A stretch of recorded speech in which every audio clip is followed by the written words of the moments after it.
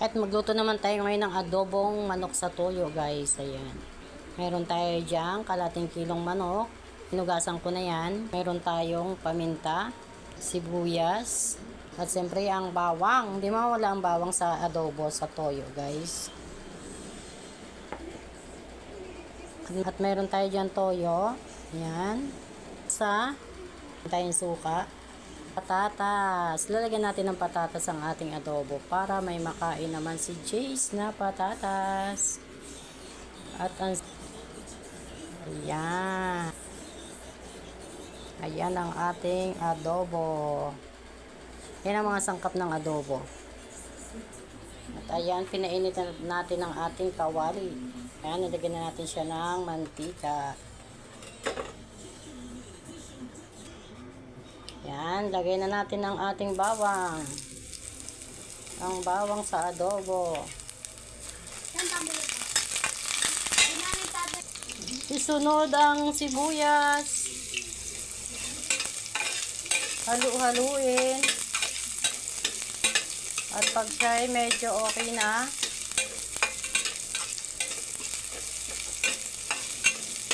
ayan, pagpula na siya, isunod ang manok. Ayan, isunod ang manok. Ilagay ang paminta. Yan, ilagay ang soy sauce. Haluin.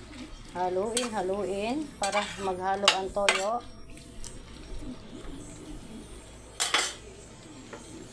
Takpan.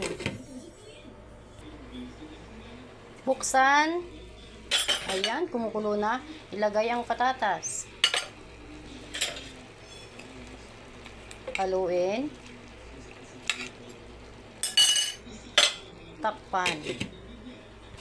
Ayan, buksan. Luto na siya, guys. Buksan at tingnan kung luto na ang patatas. Ayan, medyo matigas pa rin ang ating patatas. Ayan, pwede natin siyang iset aside muna. Kasi pangit namang malalabog siya. Ayan, tinanggal ang patatas. Lagyan ng suka. Ayan, hayaang maluto ang suka. Huwag takpan. Tingnan. Ayan, tingnan na kung okay na yung suka. Yung ating suka nilagay. Tingnan natin kung okay na siya. Lagyan ng siling labuyo. Isa lang siling labuyo nilagay natin dahil ang mahal ng sili. 5 pesos lang isa. Ilagay uli ang patatas. Haluin. Ayan. At ito na ang ating adobo. Ayan. Patuyuan lang natin ng kunti at luto na at kainan na. Masarap sa adobo ang nagmamantika, guys. Ayan. Medyo piprito natin siya ng kunti. Haluin. Ayan, tumutunog na. Ibig sabihin, wala na siyang, ayan na siya. Wow, yummy na siya.